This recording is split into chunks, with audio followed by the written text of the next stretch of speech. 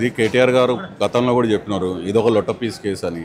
ఇది కేవలం రాజకీయ కక్ష సాధింపు చర్యలో భాగంగా రేవంత్ రెడ్డి గారు తన అసమర్థ పాలన నుంచి, ప్రజా వ్యతిరేకత పాలన నుంచి, 6 గ్యారంటీల నుంచి, 420 హామీల నుంచి ప్రజల దృష్టి మళ్లించడానికి కేవలం ఒక హరాజ్ చేయాలి, వీళ్ళని వేధించాలి కేసీఆర్ గారి కుటుంబాన్ని కానీ అని చెప్పేసి అటు కేసీఆర్ గారిని, హరీష్ రావు గారిని గతంలో కొన్ని రోజుల కింద మనం చూసినాం కాళేశ్వరం విచారణ పేరు మీద, ఈనాడు కేటీఆర్ గారిని ఫార్ములా ఈ కేసు మీద పిలిచి విచారణ పేరు మీద ప్రజలను అసలు విషయాలను, అసలు ప్రభుత్వం చేయాల్సిన పనులను చేయకుండా వాళ్ళు ఏదైతే వైఫల్యాలు చెందుతారో వాటి మీద చర్చ జరగకుండా దారి మళ్లించే ప్రయత్నం చేస్తారు.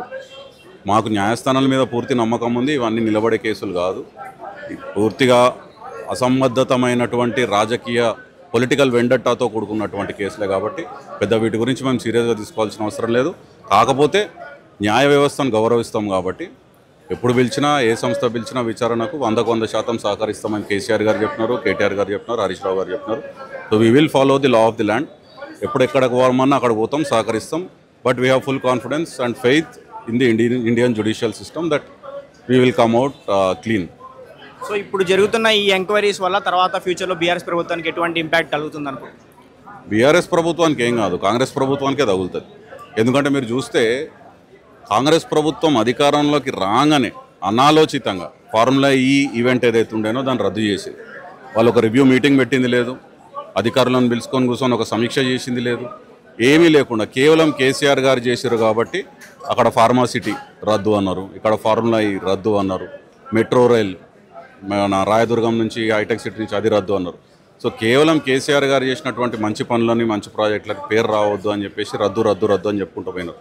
ఇన్ఫ్యాక్ట్ ఈ ఫార్ములా ఈ రేస్ రద్దు చేయడం వల్ల తెలంగాణ నష్టం పోయింది. ఎట్లా అంటారా, ఫార్ములా ఈ 2023లో కేసీఆర్ గారి ప్రభుత్వంలో ఇక్కడ రేస్ జరిగినప్పుడు దాదాపు 700 కోట్ల రూపాయల లబ్ధి జరిగింది హైదరాబాద్ నగరానికి అని చెప్పి నియల్సన్ అనే ఒక ఇండిపెండెంట్ ఇంటర్నేషనల్ ఆర్గనైజేషన్ సర్వే ఇచ్చింది.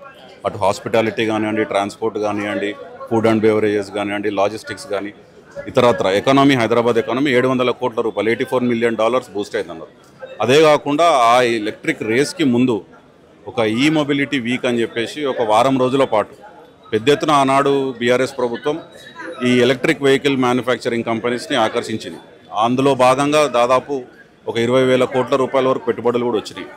అక్కడ అమరరాజా బ్యాటరీస్ నుంచి 9,500 కోట్లు కానీ, హుండై లాంటి కంపెనీ నుంచి 2,000 కోట్లు కానీ, ఒక 25-30 వేల కోట్ల రూపాయల పెట్టుబడులు వచ్చినాయి. దాదాపు 50-60 వేల ఉద్యోగ ఉపాధి అవకాశాలు, ప్రత్యక్ష ఉద్యోగ అవకాశాలు కూడా కల్పించబడేటువంటి ఒక బ్రహ్మాండమైన ఈవెంట్ ఆనాడు జరిగితే ఈ తుగ్లక్ చర్యలతోని అనాలోచితంగా వచ్చి రేవంత్ రెడ్డి గారు రద్దు చేయడం వల్ల హైదరాబాద్ నష్టపోయింది. ఈరోజు తెలంగాణ ప్రతిష్ట అంతర్జాతీయంగా దిగజారింది. సో ఈరోజు ఎంక్వైరీ తర్వాత కేటీఆర్ గారిని అరెస్ట్ చేయబోతున్నారన్న టాక్స్ అయితే నడుస్తుంది. దాని గురించి మీ ఒపీనియన్ ఏంటి? ఇప్పుడు అరెస్ట్ చేయాలంటే ఇదేం ఆటవిక రాజ్యం కాదు. అరెస్ట్ చేయాలంటే దానికి ఒక ప్రాసెస్ ఉంటుంది, మీ దగ్గర ఆధారాలు ఉండాలి, రుజువులు ఉండాలి.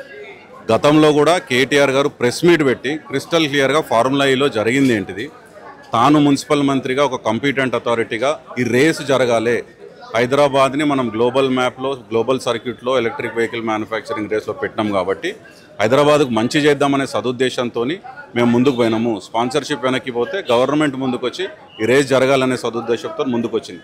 ఇందులో కరప్షన్ ఎక్కడ జరిగింది, డబ్బులు ఎక్కడ చేతులు మారినాయి? హెచ్ఎండిఏ ఏదైతే స్పాన్సర్షిప్ కింద అడ్వాన్స్గా వాళ్ళకి ఫార్ములా ఆర్గనైజేషన్కి అమౌంట్ ఇచ్చిందో ఈ అమౌంట్ ఆ అకౌంట్లోకి ట్రాన్స్ఫర్ అయింది. రేవంత్ రెడ్డి ప్రభుత్వానికి శాతనైతే ఆ డబ్బు వాపసు తీసుకురావాలి, ఉల్టా 4 స్పాన్సర్స్ని పిలుచుకొని ఈ రేస్ని కండక్ట్ చేసే విధంగా ముందుకు పోవాలి. కానీ నేను అదే చెప్పినట్టు ఇంతకుముందు ఈ ప్రభుత్వం చేసే పని ద్వారా తెలంగాణ రాష్ట్రం కానీ, హైదరాబాద్ నగరం కానీ విపరీతంగా తీవ్రంగా నష్టపోయింది. కాబట్టి మేము చెప్పేది ఏంటంటే ఇట్లాంటి కేసులు, ఈ విచారణల పేరుతో, ఈ కమిషన్ల పేరుతో గతంలో కూడా చూసినాం. పవర్ కమిషన్ అని పెట్టినారు, పవర్ పర్చేస్ మీద, దాని మీద ఏం అతిగతి తేలలేదు. కాళేశ్వరం కమిషన్ అని చెప్పి సంవత్సరంన్నర నుంచి కాలయాపన చేస్తున్నారు. అదేవిధంగా ఇప్పుడు ఫార్ములా ఈ కేసును పెట్టి చెప్పి 2 సార్లు వీలు పిలిచినారు, ఒకసారి ఈడీ క్వశ్చనింగ్ చేసింది, ఏం తేలలేదు. ఫోన్ ట్యాపింగ్ అని చెప్పి అదో 2 సంవత్సరాల నుంచి అదొక తతంగం నడుస్తున్నది.